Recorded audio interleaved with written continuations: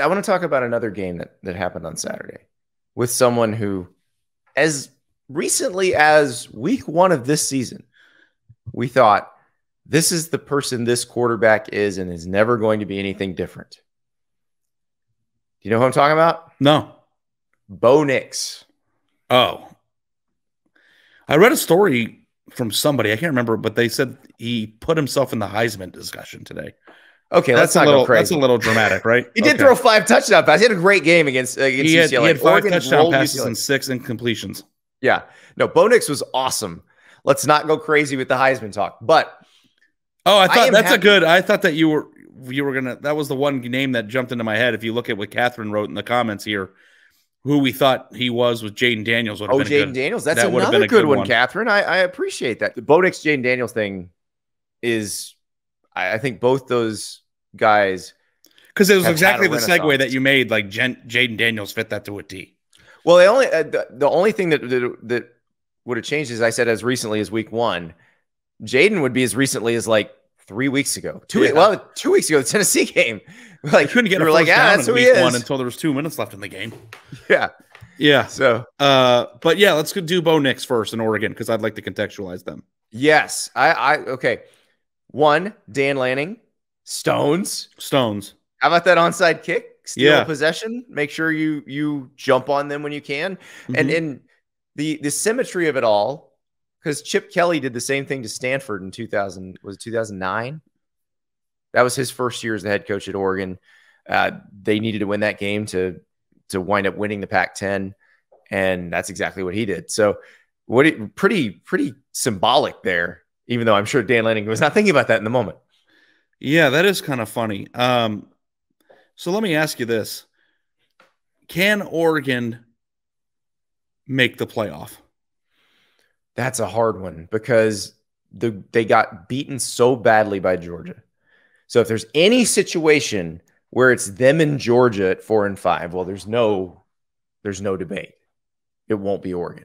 I feel like Oregon can't get in unless Georgia's number 1. If Georgia's the 1 seed, I think there's a path. And I think there's a path for Georgia to be the 1 seed. It would be an interesting thing to look up because I don't know this off the top of my head, but what was the largest margin of defeat a team has had in the regular season who has made the playoff? We are going to have to look that up because I guarantee you it's less than 20. Right. Is it Ohio State, Virginia Tech in 2014? But they only lost by 14, so I don't know. Alabama, Auburn in 2017. Yeah, it can't be more than 20 though. So losing 49-3 is quite the. Remember Nick Saban got on Scott Van Pelt in 2017 on championship weekend and was pointing out Ohio State's loss to Iowa and said basically if we'd lost like that, you wouldn't even be talking to me. Yeah, 26-14 was the score in the Iron Bowl that year. So Alabama lost by 12 in that game. Yeah, it might not even be more than 14. So when you look at the idea of 70-14, 41-20, 44-41, 45-27, 49-22, and then 45-30 over the number 9 team in the country in the rankings, they look really, really good, and they kicked UCLA's ass. I think they scored on 6 straight possessions in the first half. Is that right? And Ari, this may be the matchup in the Pac-12 title game. And maybe it's Oregon USC. We'll see how USC tracks. Well, you know what this is actually doing. It's just given that USC that quality win at the end of the year that gets there. You go. Well, and look, 1-loss USC after beating Oregon probably gets a little more grace than Oregon because of the way Oregon lost. Yeah, I would say that USC's loss is better, even though Georgia's infinitely better than Utah. But it is interesting because I am wondering if Oregon, because if you look at their schedule, Cal, Colorado, Washington, then they've got a home game against Utah, and then at Oregon State. Oregon State's a lot better than they used to be, but like there's no. Oh no, 224 in the chat. Notre Dame lost by 24 in the 2020 yeah, but that ACC also title game. Kind of doesn't count because they beat the team that beat them. They had beaten that team. That's the caveat. But yeah, that's it right there. And I actually thought they shouldn't have gotten in that year, by the way. Right. You were all over A&M getting in that year. Yeah, I was. Weren't you? What year was that? Was that COVID? That was 2020. A&M was the other option. Yeah, no, I thought Ohio State should have got in that year. They did get in there. But the debate was between Ohio State and A&M for 4. No, Notre Dame and A&M for 4. It was? Yeah. Then how did I get into a big fight with all the A&M people? Because I don't know. Man, it seems like forever ago. Because I definitely thought that A&M team should have gone over that Notre Dame team. I thought they were the same thing. They were like 6-1. I mean, the same thing would have happened, right? Yeah, exactly. I guess the same thing. I mean, the same thing would have happened because it just already happened to A&M. Catherine again. That's why she's the best. You made an argument in 2020 we should be paying attention to USC. Now, yeah. I will defend Ari on this one. At the time, yeah. USC was undefeated, and he was saying that I should stop dismissing them out of hand, which I was, because they should have lost to Arizona State, should have lost to Arizona that year, right? But they didn't. And so you were right about that. I'll admit that. And that was the thing that made me so angry, because everyone's like, oh, Ari thinks USC is going to win the national title. That was never my point. My point was you can't just dismiss teams in the middle of the year when they're undefeated. Dismiss them. The same way we're not going to dismiss TCU later in this call when they're undefeated. Nobody thinks they're going to win the national title this year, but they just came back from another 3-touchdown deficit at home against a really good team. Let's talk about TCU right now. Are we going to dismiss them? Team of destiny, TCU. I think that was their 3rd win against a ranked opponent. In their 2nd straight win. Wasn't it their 4th? It might have been their 4th. And 2nd straight win at home against a really good team when they're down by 18, I think. So, do we think TCU is going to win a national championship? Absolutely not, but they deserve a seat at the table in October 22nd. If they keep winning, they're gonna make the playoff, and they should.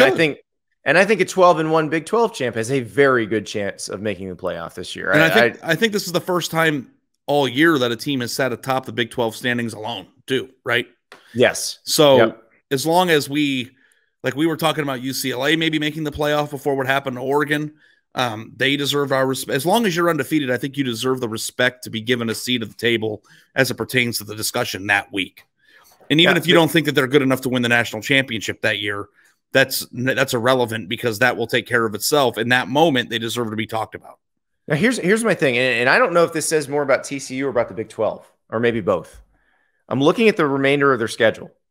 You've got West Virginia, Texas Tech, Texas, Baylor, Iowa State.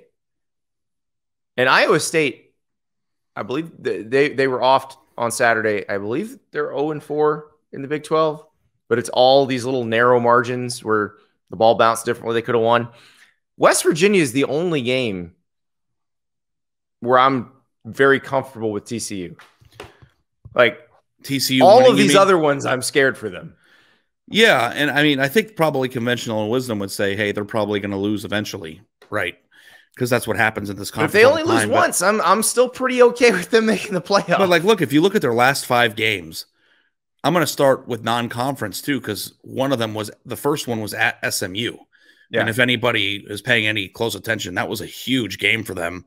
An emotion that required a lot of emotions. Sonny coming and going. Yeah. And all the players that, he used to coach and all that stuff, and going back on the road 40 minutes away to a team that wanted to beat him back. I mean, it took a lot to win that game for them emotionally. Then you go and you beat Oklahoma 55-24, which was a lot easier than they probably thought it would have been. Then you beat Kansas on the road. Then you come back from multiple touchdown deficits in back-to-back weeks at home against Oklahoma State and Kansas State. And that, to me, is a 5-game stretch. It's probably as tough as any other 5-game stretch you might encounter in other conferences. So if you find a way to continually win every week through that, then there's something about that resume in and of itself, even if it's not sexy and it doesn't have the margin of victories or the eye test, that I think warrants our attention, at least some. And their offense is really fun to watch. And when they turn it on, they pummel people. and it feels like it just starts rolling. And it's like, oh God, what do we like the other team? Now, look, Kansas State obviously was on a 3rd quarterback by the end of the night. That's going to change things, because Kansas State it felt like they were pretty much in control. What did I say? At 28-10. And Will Howard was already in. He'd already replaced Adrian Martinez at that point.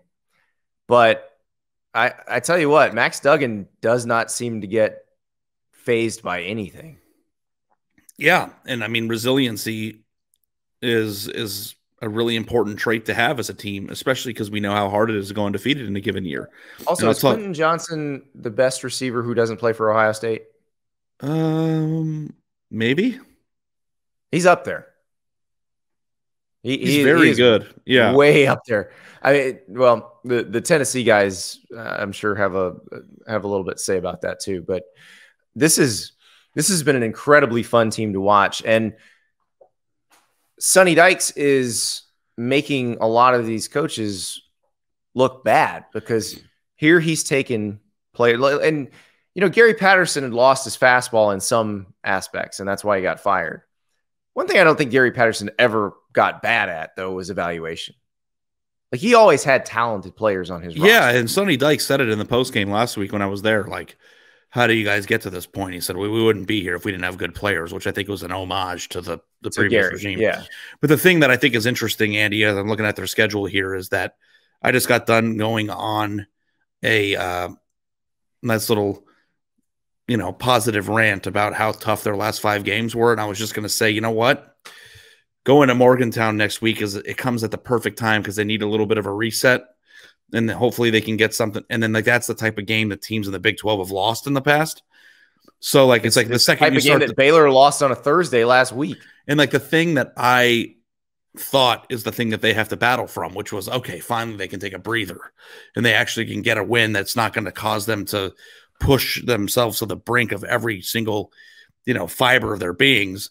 And then all of a sudden, if you do that, then you lose. So, but this is a nice time in their schedule. If they can get that win and, kind of get healthy a little bit and stop being so emotionally drained, where they could get ready for their Texas Tech game. And then of course they're going to Texas, where a familiar face might be roaming the sidelines that day.